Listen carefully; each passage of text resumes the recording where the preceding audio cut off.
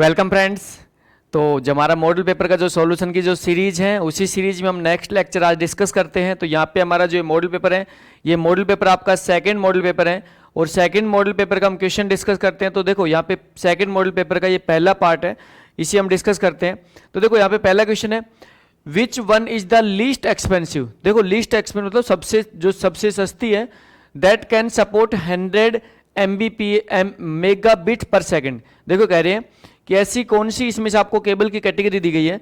ये कह रहा है इसमें से कौन सी सबसे सस्ती आपकी लीस्ट एक्सपेंसिव है, मतलब सबसे सस्ती केबल्स है जो कि 100 मेगाबिट पर सेकंड डेटा को सपोर्ट कर सकती है। मतलब उसकी जिसकी स्पीड केबल्स की आपकी 100 Mbps 100 मेगाबिट पर सेकंड रहेगी। अब देखो यहाँ पे अगर मैं बात करूं तो यहाँ पे जो केबल्स की कैटेगरी बात करूं तो आपकी तीन टाइप केबल होती है। एक ट्विस्टेड पेयर केबल होती है, कोएक्सियल केबल होती है, ऑप्टिकल फाइबर होती है। तो देखो सबसे सस्ती केबल होती है आपकी ट्विस्टेड पेयर केबल। और ट्विस्टेड पेयर केबल में भी दो कैटेगरी होती है, एक होती है शिल्डेड ट्विस्टेड पेयर केबल, एक होती है अनशिल्डेड। तो यहाँ पे जो आपकी अनशिल्डेड ट्विस्टेड पेयर केबल होती है वो शिल्डेड से थोड़ी सस्ती होती है, ठीक है। तो देखो यहाँ पे अगर मैं बात करूं तो आपका आंसर आएगा अनशिल्डेड ट्विस्टेड पेयर केबल, ठीक है। यहाँ पे आएगा यूटीपी। तो यहाँ पे जो आपकी अनशिल्डेड, देखो जो आपकी यूटीपी केबल होती है और यूटीपी केबल में भी देखो यहाँ पे अगर मैं बात करूं तो यहाँ पे अनशिल्डेड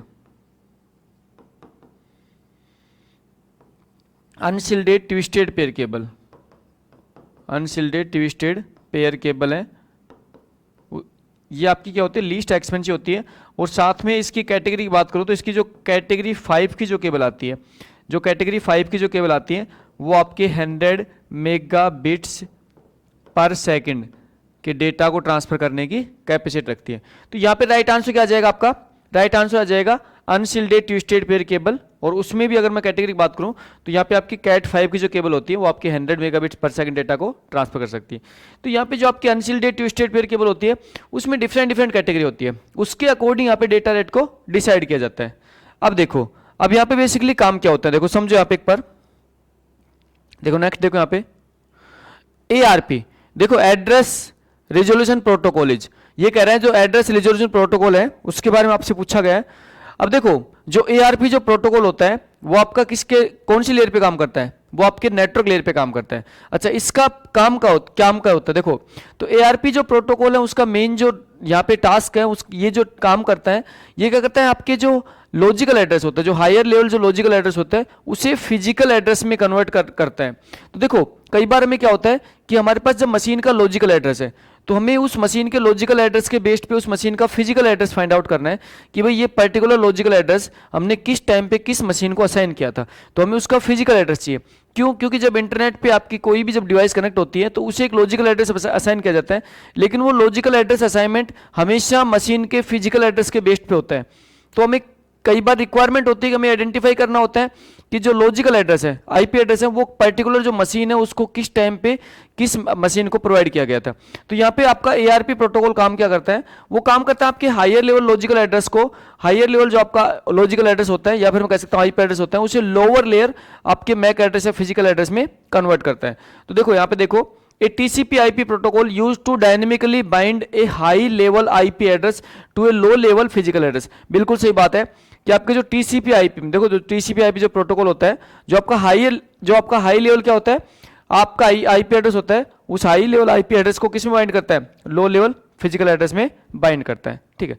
अब देखो अब यहाँ पे आपको समझना, देखो नेक्स्ट यहाँ पे a device that can convert digital signal to analogue signal. ये कह रहे हैं जो डिवाइस है वो आपके डिजिटल सिग्नल को एनालॉग सिग्नल में कन्वर्ट करती है, कौन सी डिवाइस है। तो आपको ध्यान रखना है कि जो आपका मॉडेम होता है, देखो जो आपका मॉडेम होता है उसका काम क्या होता है, देखो मॉडेम एक आपका क्या होता है, मॉडेम का काम होता है मॉड्यूलेशन डिमॉड्यूलेशन। यहाँ क्या होता है मॉड्यूलेशन और सेकंड क्या होता है डीमॉड्यूलेशन, डीमॉड्यूलेशन। अब देखो यहाँ पे जो मॉड्यूलेशन और डीमॉड्यूलेशन काम होता है, तो मॉड्यूलेशन क्या करता है आपके जो डिजिटल सिग्नल होते हैं, जो डिजिटल सिग्नल होते हैं digital to analogue, digital signal को एनालॉग में कन्वर्ट करता है। और साथ में डीमॉड्यूलेशन क्या करता है, एनालॉग को एनालॉग टू डिजिटल, एनालॉग को किस में कन्वर्ट करता है, डिजिटल में कन्वर्ट करता है। तो यहाँ पे जो मॉड्यूलेशन और डीमॉड्यूलेशन जो आपके परफॉर्म करते हैं कौन करता है, आपका मॉडेम करता है। तो यहाँ पे पूछा गया है कि डिजिटल सिग्नल को एनालॉग सिग्नल, तो कौन कन्वर्ट करेगा, मॉडेम कन्वर्ट करेगा। तो राइट आंसर क्या हो जाएगा, B is the right answer. देखो ATM सेल, यहां पूछा गया जो आपकी ATM सेल है वो क्या है। देखो आपको ध्यान रखना है कि जैसे आपका फ्रेम होती है, जैसे आपका पैकेट होता है, इसी टाइप से आपके क्या होता है एटीएम सेल होती है, जो कि क्या करती है, जिसका काम भी क्या होता है आपके डेटा, यहाँ पे क्या होता है एटीएम सेल में आपके दो पार्ट होते हैं। अगर मैं पार्ट की बात करूं तो देखो सेल, एटीएम सेल के अंदर आपका जो दो पार्ट होते हैं उसमें दो पार्ट क्या होता है, एक तो होता है आपका हेडर, एक तो क्या होता है हेडर, और यहाँ पे सेकंड होता है पेलोड। अब देखो पेलोड का मतलब आपका डेटा, तो हेडर की साइज होती है तो कितनी होती है 5 बाइट होती है, ठीक है, और जो पेलोड होता है कितना होता है 48 बाइट्स का होता है, ठीक है, और टोटल जो सेल साइज होती है कितनी होती है 53 बाइट्स की होती है। अच्छा, तो यहाँ पे आपके जो सेल होता है एटीएम सेल होता है, एटीएम मतलब एसिंक्रोनस ट्रांसफर मोड, ठीक है, तो यहाँ पे एटीएम का जो फुल फॉर्म होती है, कई बार आपसे एटीएम की फुल फॉर्म भी पूछ ली जाती है, तो यहाँ पे एटीएम होता है एसिंक्रोनियस ट्रांसफर मोड, एसिंक्रोनियस ट्रांसफर मोड, ठीक है, तो ये भी आपके डेटा ट्रांसफर करने की एक टेक्निक्स होती है, ठीक है, जिसमें आपका जो मेनली जो जिसकी साइज होती है वो साइज कितनी होती है 53 बाइट्स होती है, जिसमें से 48 बाइट्स का आपका क्या होता है, 48 बाइट्स का आपका पेलोड होता है और 5 बाइट्स का क्या होता है हेडर होता है, ठीक है, तो आपको ध्यान रखना है आपका जो राइट आंसर वो क्या है, B is the right answer. देखो the internet control message protocol मतलब आईसीएमपी, आपसे आईसीएमपी के बारे में डिस्कस कर रहे हैं यहाँ पे, जो इंटरनेट कंट्रोल मैसेज प्रोटोकॉल क्या होता है, तो देखो समझो एक बार आईसीएमपी के बारे में समझो। देखो आपका जो नेटवर्क लेयर में जो आपका प्रोटोकॉल काम करता है वो आईपी एड्रेस, आईपी प्रोटोकॉल होता है, मतलब इंटरनेट प्रोटोकॉल। तो आपको जो इंटरनेट जो प्रोटोकॉल होता है वो क्या होता है, कनेक्शन लेस होता है। इसका मतलब है कि इंटरनेट प्रोटोकॉल के द्वारा जो भी आपके पैकेट को ट्रांसफर किया जाएगा उस पैकेट को हम कभी भी ट्रेस नहीं कर सकते, और हमें ये भी आइडेंटिफाई नहीं कर पाएंगे कि वो पैकेट सोर्स से डेस्टिनेशन तक पहुंचा है या फिर नहीं पहुंचा है। क्यों? क्योंकि आईपी जो हमारा प्रोटोकॉल होता है वो तो कनेक्शन लेस होता है, ठीक है। अब यहाँ पे एक काम क्या होता है कि यहाँ पे जो आईपी जो प्रोटोकॉल है, आईपी प्रोटोकॉल किसकी सहायता से, आईसीएमपी, यहाँ पे इंटरनेट कंट्रोल मैसेज प्रोटोकॉल की सहायता से अपने आप को कनेक्शन ओरिएंटेड बनाने की कोशिश करता है। कैसे बनाता है? क्योंकि यहाँ पे जो आईपी प्रोटोकॉल के द्वारा जो सर्विस प्रोवाइड नहीं की जाती है वो सर्विस यहाँ पे आपका कौन देता है, आईसीएमपी। अच्छा अब देखो, अब यहाँ पे समझो यहाँ पे क्या कर रहे हैं, देखो allow gateway to send error a control message to other gateway और होस्ट। देखो जो आपका आईसीएमपी प्रोटोकॉल होता है वो क्या करता है, अगर कोई भी पैकेट आपका लॉस्ट हो गया तो क्या करता है, आपके सभी जितने भी आपके वहां पे डिवाइस होते हैं उन सभी डिवाइस को इन्फॉर्म करते हुए अपने सोर्स को इन्फॉर्म करता है, या मैं कह सकता हूं होस्ट को इन्फॉर्म करता है कि पैकेट आपका लॉस्ट हो गया। Provide communication between the internet protocol software on one machine and the internet protocol software दोनों उधर। बिल्कुल सही बात है। ये क्या करता है, देखो आईसीएमपी क्या करता है, आपके इंटरनेट पे आपके काम करके आपके एक मशीन से दूसरे मशीन के बीच में कम्युनिकेशन प्रोवाइड करता है। क्यों? क्योंकि आईपी के साथ में अटैच होकर काम करता है, जो कि आईपी को क्या, जो आईपी जो सर्विस नहीं दे पाता वो सर्विस किसके द्वारा दी जाती है, आईसीएमपी के द्वारा। तो यहाँ पे ऑप्शन ए भी सही है, ऑप्शन बी भी सही है। अच्छा, only report error condition to the original source, the source must be related error to the individual application program and take action to the correct to the program।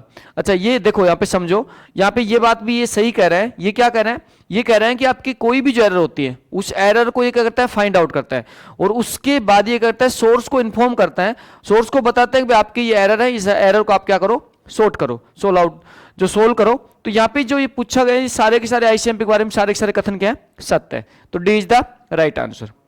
Next question देखो यहाँ पे, देखो बहुत easy question है, IP version 6 के बारे में पूछा है। तो आईपी वर्जन 6 का आपका जो बेसिकली जो आपका आईपी वर्जन जो 6 होता है उसमें आपसे पूछा कि उसकी साइज क्या होती है। तो देखो यहाँ पे आपका 128 बिट्स का होता है। कितना होता है? 128 बिट्स का होता है। और IPv4 की बात करो कितना होता है, 32 बिट्स का होता है। अच्छा, in fibre optical the signal source is, देखो जो फाइबर ऑप्टिकल जो केबल्स आती है आपकी, वहां पे सिग्नल का सोर्स क्या होता है। तो देखो आपको ध्यान रखना है कि जो आपका फाइबर ऑप्टिकल जो केबल आती है वो आपकी ग्लास से मेड होती है, ग्लास से बनी हुई होती है, और उसमें सिग्नल लाइट की फॉर्म में या फिर हम कह सकते हैं लेजर की फॉर्म में ट्रांसमिट किया जाता है। तो यहाँ पे राइट आंसर क्या हो जाएगा, ए इज द राइट आंसर, मतलब लाइट या लेजर की फॉर्म में सिग्नल को ट्रांसफर किया जाता है, जो कि आपके हाई स्पीड से डेटा कैरी करती है। ठीक है, कॉस्टली होती है ये, आपके 1 Gbps तक के डेटा को, आपके 1 Gbps तक के डेटा को कैरी कर सकती है। ठीक है, vote protect the coaxial cable from noise. अच्छा, अब यहाँ पे देखो कोएक्सियल केबल के बारे में पूछा है कि कोएक्सियल केबल को नॉइस से प्रोटेक्शन कौन देता है। तो अगर मैं कोएक्सियल केबल की बात करूं, देखो कोएक्सियल केबल में क्या होता है बेसिकली, कि आपने देखा होगा कोएक्सियल केबल की कि यहाँ पे क्या होता है, एक आपके देखो ये आपका सबसे आउटर में क्या होता है, एक आपका यहाँ पे कोर लगा होता है जिसको हम कहते हैं कॉपर का जो आपका इनर जो कंडक्टर होता है। यहाँ पे सबसे पहले क्या होता है, इनर आपका कंडक्टर होता है, ठीक है, जिसको ये जनरली किसका बना होता है, ये जनरली बना होता है आपका कॉपर का। उसके बाद आपने देखा होगा कि यहाँ पे एक जालीनुमा परत होती है, देखो यहाँ पे आपके क्या होते हैं, एक जालीनुमा परत होती है, सेकंड यहाँ पे, तो यहाँ पे आपके मेनली क्या होती है, एक सेकंड एक जालीनुमा परत होती है, ठीक है। अच्छा, ये जो जालीनुमा जो परत होती है इसको हम बोलते हैं आउटर, क्या बोलते हैं, आउटर कंडक्टर, आउटर कंडक्टर। देखो जो जनरली आपका किसका बना होता है, मेटल का बना होता है, आपने देखा होगा जनरली किसका बना होता है, ये आपके मेटल का बना होता है। अच्छा, ये जो कोएक्सियल केबल होती है इसका जनरल एग्जांपल है कि घरों, आपके जो घरों में जो आपकी टीवी की जो डिस्क के लिए जो केबल आती है वो आपकी केबल कैसी है, वो कोएक्सियल केबल है। उसमें क्या होता है, एक सबसे जो आपका इनर जो आपका कंडक्टर होता है वो आपका कॉपर वायर का होता है, उसके बाहर आपकी एक जालीनुमा परत होती है जो आपकी मेटल की बनी होती है। तो जालीनुमा जो परत होती है वो सिर्फ क्या काम करती है उसका, वो आपके नॉइज से, मतलब जो आपका जो भी सिग्नल उसमें ट्रेवल्स होता है उसको नॉइज से बचाती है। तो इसका मतलब है कि जो आउटसाइड जो आउटर जो कंडक्टर होता है वो आप किससे बचाता है, वो आपके कोएक्सियल केबल को आउटसाइड नॉइज से बचाता है, ठीक है। तो राइट आंसर क्या हो जाएगा, B is the right answer. देखो which of the following is not provided by the TCP, देखो टीसीपी के द्वारा प्रोवाइड क्या नहीं किया जाता, टीसीपी मतलब ट्रांसमिशन कंट्रोल प्रोटोकॉल। देखो क्या होता है, transmission control protocol, transmission control protocol. अब ये पूछ रहे हैं कि टीसीपी के द्वारा क्या प्रोवाइड नहीं किया जाता। तो देखो अगर मैं टीसीपी प्रोटोकॉल की बात करूं तो ये आपके ट्रांसपोर्ट लेयर का प्रोटोकॉल होता है जो कि बेसिकली आपके रिलेबल सर्विस या फिर मैं कहता हूं कनेक्शन ओरिएंटेड सर्विस देने के लिए काम में आता है। अच्छा, टीसीपी में कोई भी डेटा को ट्रांसफर करने से पहले एक 3-वे हैंडशेकिंग द्वारा कनेक्शन एस्टेब्लिश किया जाता है, फिर डेटा ट्रांसफर किया जाता है, फिर कनेक्शन रिलीज किया जाता है, और वो भी कनेक्शन रिलीज के लिए क्या होता है, 3-वे हैंडशेकिंग यूज होती है। अच्छा, यहाँ पे आपके रिलेबल कनेक्शन ओरिएंटेड डेटा को ट्रांसफर किया जाता है, ठीक है। अच्छा, इसके जो हेडर होता है वो 20 से 60 बाइट के बीच में बिलोंग करता है। अब देखो ये कह रहे हैं रिलेबल इन डेटा, बिल्कुल भाई रिलेबल होता है, डेटा डिलीवरी आपकी रिलेबल होती है, साथ में फ्लो कंट्रोल भी देता है। यहाँ पे आपका जो हेडर होता है उसमें फ्लो कंट्रोल की टेक्निक्स भी होती है। अच्छा, कंजक्शन कंट्रोल प्रोवाइड करता है। अच्छा, ये तीनों चीज तो आपकी प्रोवाइड करता है टीसीपी। आपसे नोट पूछा, नहीं के बारे में पूछा, क्या प्रोवाइड नहीं करता है, ये कह रहा है मिनिमम बैंडविड्थ गारंटी, ये नहीं, ये मिनिमम बैंडविड्थ गारंटी नहीं देता टीसीपी। इसका रीजन समझो क्यों नहीं देता, देखो समझो, यहाँ पे जो टीसीपी होता है उसका हेडर की साइज 20 से 60 बाइट होती है, तो ये इसका हेडर की साइज जब 20 से 60 बाइट है तो मिनिमम कहां से हुआ, मिनिमम बैंडविड्थ गारंटी कहां से देगा, मिनिमम बैंडविड्थ गारंटी कौन देता है, यूडीपी देता है, ठीक है, टीसीपी नहीं देता, यूडीपी देता है। देखो which type of the media represent the path और physical channel in a network over which the information travel. देखो ये कह रहे हैं कि आपके विच टाइप, किस टाइप का मीडिया आपको जो पाथ और फिजिकल चैनल के द्वारा आपको मतलब इंटरनेट नेटवर्क पे आपको इंफॉर्मेशन को ट्रेवल्स करने की सुविधा देता है। तो देखो हमारा, अगर मैं बात करूं यहाँ पे विच टाइप ऑफ मीडिया, तो देखो यहाँ पे आपके मीडियम हमारा जो कम्युनिकेशन मीडिया होता है, ठीक है, जो कम्युनिकेशन मीडिया होता है वो क्या करता है, हमें जो इंफॉर्मेशन है उसको ट्रेवल्स करने की सुविधा देता है, ठीक है। तो यहाँ पे राइट आंसर क्या हो जाएगा इसका, कम्युनिकेशन मीडिया, ठीक है, कम्युनिकेशन मीडिया के द्वारा इंफॉर्मेशन ट्रेवल्स करने की सुविधा देता है। तो यहाँ पे एक पाथ होता है जिसके द्वारा हम क्या करते हैं, कम्युनिकेशन को या फिर इंफॉर्मेशन को ट्रांसमिट करते हैं। देखो द प्राइवेट की इन पब्लिक की एनक्रिप्शन इज यूज फॉर, देखो ध्यान रखना यहाँ पे प्राइवेट की के बारे में पूछा है, प्राइवेट की फॉर पब्लिक की एनक्रिप्शन। तो देखो यहाँ पे जो प्राइवेट की होती है पब्लिक की एनक्रिप्शन में, तो अगर मैं जर्नल की बात करूं, अगर मैं जर्नल की बात करूं, आपके पब्लिक की एनक्रिप्शन की जर्नल कंडीशन की बात करूं, तो आपके जो प्राइवेट की होती है हमेशा क्या होती है, डिक्रिप्शन पे काम आती है, ठीक है। लेकिन आपके एक डिजिटल सिग्नेचर होता है, डिजिटल सिग्नेचर में प्राइवेट की के द्वारा डेटा को एनक्रिप्ट भी किया जाता है, ठीक है। तो यहाँ पे हम ये कह सकते हैं कि प्राइवेट की आपके डेटा को एनक्रिप्शन और डिक्रिप्शन दोनों कर सकती है, ठीक है। तो राइट आंसर क्या हो जाएगा, ए और सी। अच्छा, यहाँ पे जो डी है इसमें डी में ए और बी कर दिया, इसको आप ए और सी करेंगे, इसको करेक्ट कर लेना, ए और सी, और राइट आंसर क्या हो जाएगा, डी हो जाएगा। क्यों, क्योंकि प्राइवेट की क्या होती है, एनक्रिप्शन और डिक्रिप्शन दोनों में काम आती है, पब्लिक की बात करूं। अच्छा, जर्नल केस में देखो ध्यान रखना, यहाँ पे जर्नल केस की बात करें तो जर्नल केस में जो प्राइवेट की होती है वो हमेशा किस में काम आती है, डिक्रिप्शन में। लेकिन यहाँ पे अगर आपके डिजिटल सिग्नेचर की बात करें तो डिजिटल सिग्नेचर किस पर बेस्ड है, आपके पब्लिक की एनक्रिप्शन बेस्ड है, और वहां पे आपके किस में काम आती है, वहां पे आपके एनक्रिप्शन में काम आती है, ठीक है। देखो पब्लिक की एनक्रिप्शन में एक यूज ऑफ, ये कह रहा है पब्लिक की जो होती है, तो देखो पब्लिक की को बोलते हैं एसिमेट्रिक की क्रिप्टोग्राफी। यहाँ पे क्या होता है, एसिमेट्रिक की क्रिप्टोग्राफी।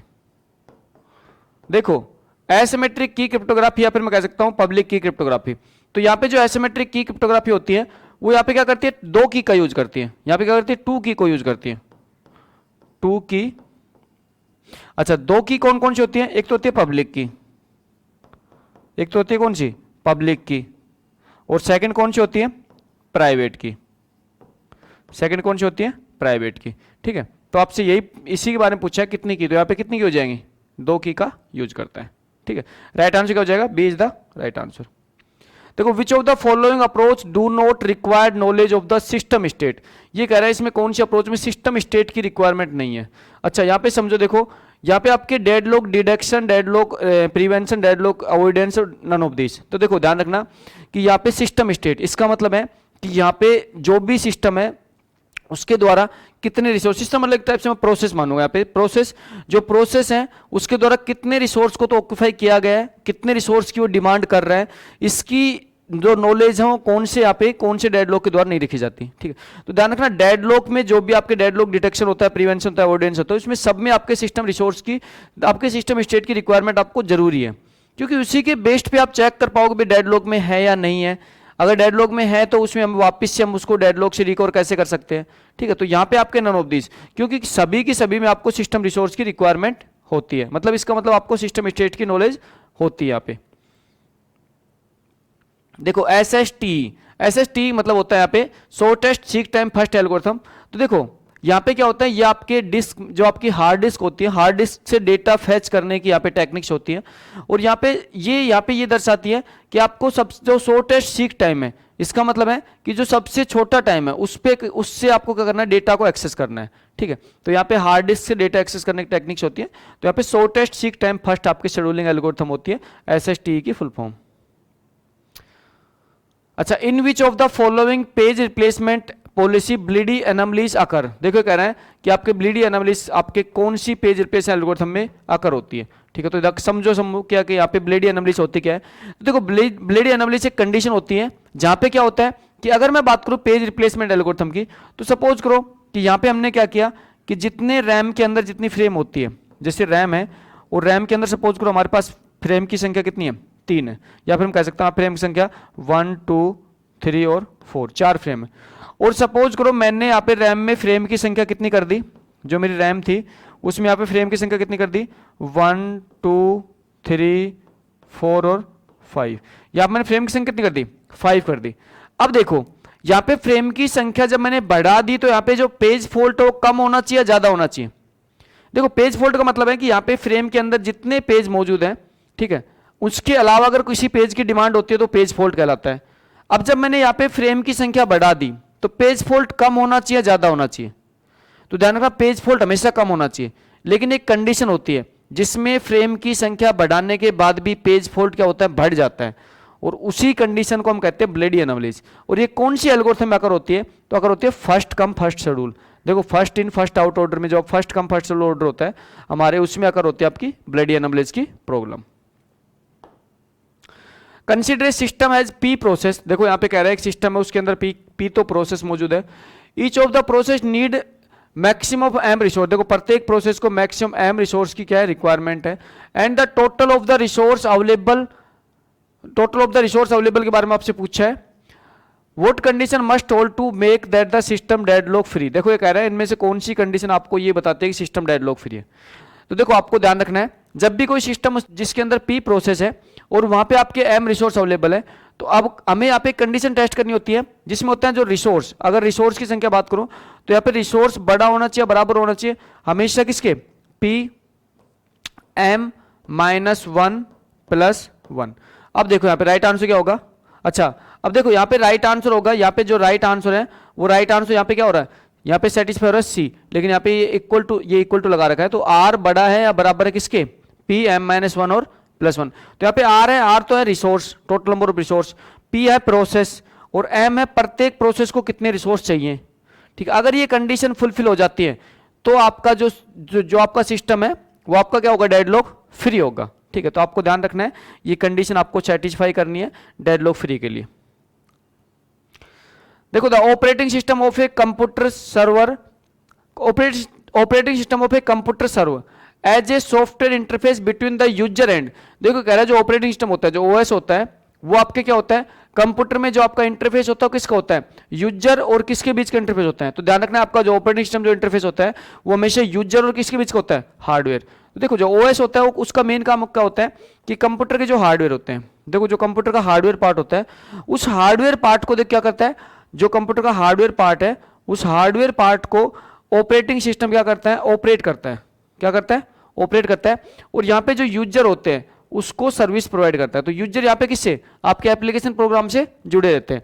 तो यहाँ पे इंटरफेस किसके बीच का हुआ, हार्डवेयर और यूजर के बीच का इंटरफेस कौन हो गया, ऑपरेटिंग सिस्टम। तो यहाँ पे ये क्या हो गया, आपका इंटरफेस हो गया। ठीक है, तो इंटरफेस किसके बीच का होता है, यूजर और हार्डवेयर के बीच का। तो राइट आंसर क्या हो जाएगा, ए इज द राइट आंसर।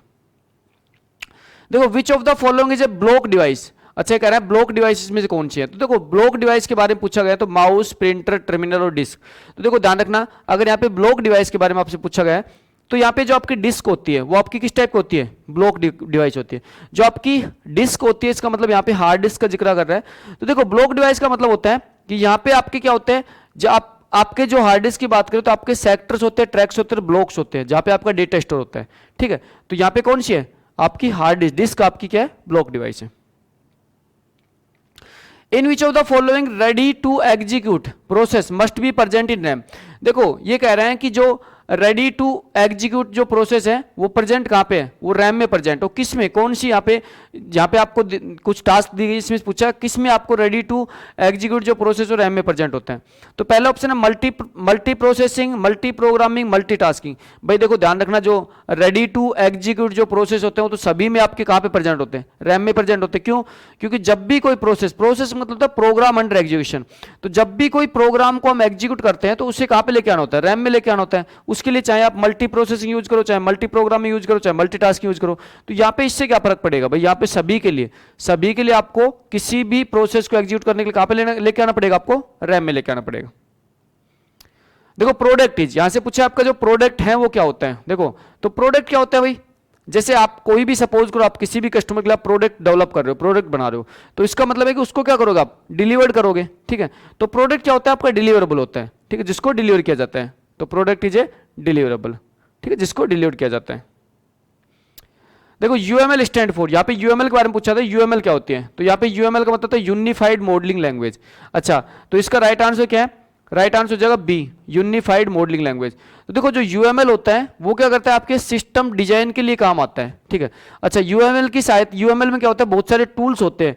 अच्छा यहाँ पे उन टूल्स को यूज करते हुए क्या करते हैं, सिस्टम की डिजाइनिंग करते हैं। इसका मतलब होता है सिस्टम को सब सिस्टम में डिवाइड करते हैं और सब सिस्टम में डिवाइड करके यहाँ पे क्या करते हैं, टॉप डाउन अप्रोच से सिस्टम को क्या करते हैं, डिजाइन करते हैं यूएमएल टूल की सहायता से।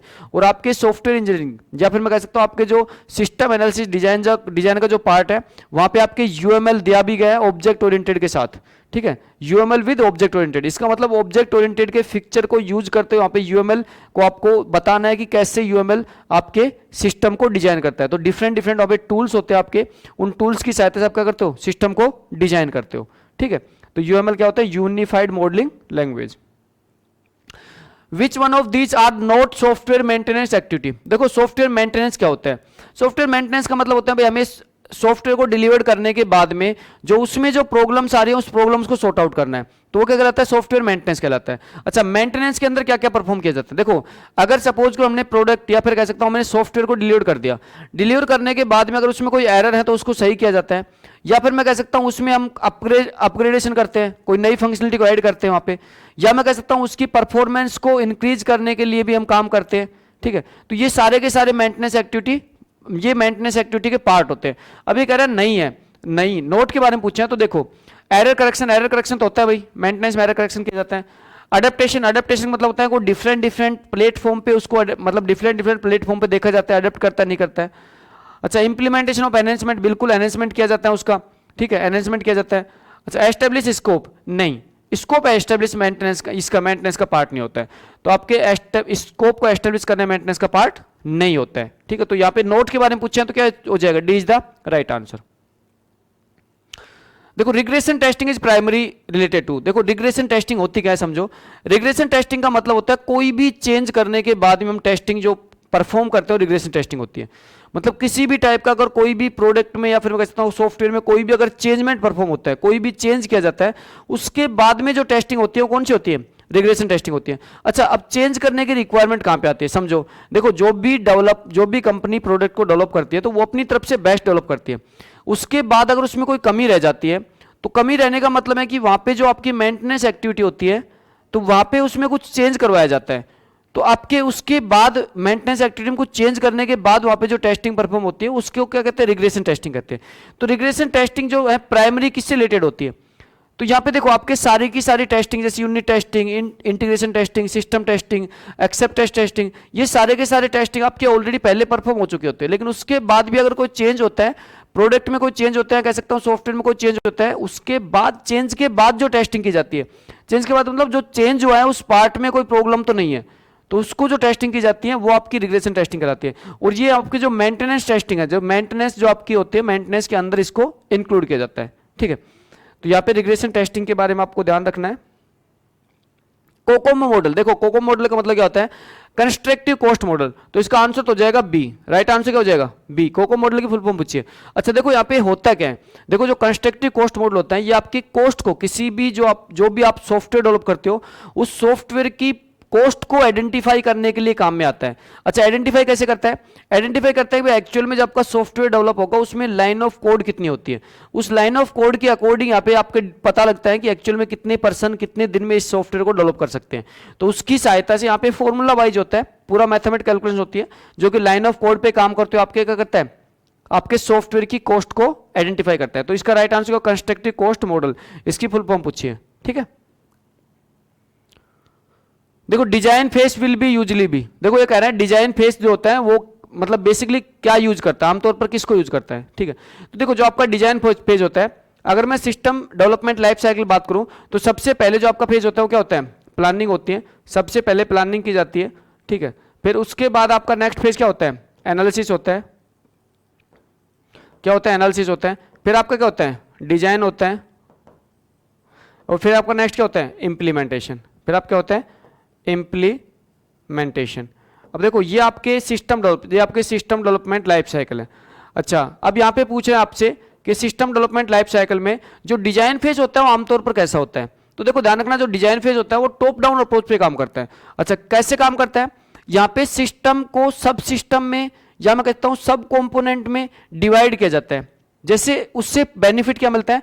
उससे बेनिफिट ये मिलता है कि सपोज करो हमारे पास एक लार्ज प्रॉब्लम है, एक लार्ज प्रॉब्लम को हमने स्मॉल प्रॉब्लम में डिवाइड कर दिया और अब हम उस स्मॉल प्रॉब्लम को सोल्व कर रहे हैं।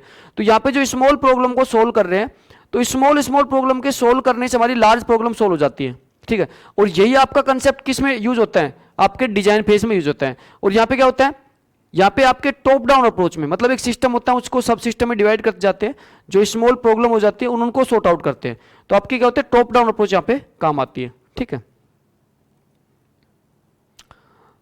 तो यहाँ पे आपके जो आप इस सेशन के जो आपके 25 क्वेश्चन थे, तो देखो यहाँ पे मैं आपको सेशन वाइज क्वेश्चन क्यों प्रोवाइड कर रहा हूँ? देखो यहाँ पे आपको जो सेकंड मॉडल पेपर है उसको मैंने पार्ट में डिवाइड किया, 4 पार्ट में डिवाइड किया, मतलब 25 क्वेश्चन आपको प्रत्येक पार्ट में प्रोवाइड किए जाते हैं। वो इसलिए प्रोवाइड कर रहा हूँ क्योंकि आपको जहाँ पे डाउट्स है उसके अकॉर्डिंग आपको वीडियो को देखना है, क्योंकि जिस क्वेश्चन में आपको डाउट नहीं है उस क्वेश्चन के वीडियो को देखने को आपको रिक्वायरमेंट नहीं है। जहां आपको डाउट्स हैं या फिर आप ये चाहते हो कि मुझे कुछ नया उस वीडियो से और क्या क्वेश्चन बन सकता है, या फिर किसी पर जो आपके पर्टिकुलर जो यहाँ पे सेशन है इसमें जैसे 25 क्वेश्चन में डिस्कस किया, तो यहाँ पे मैंने आपको लाइफ साइकिल मॉडल बताया।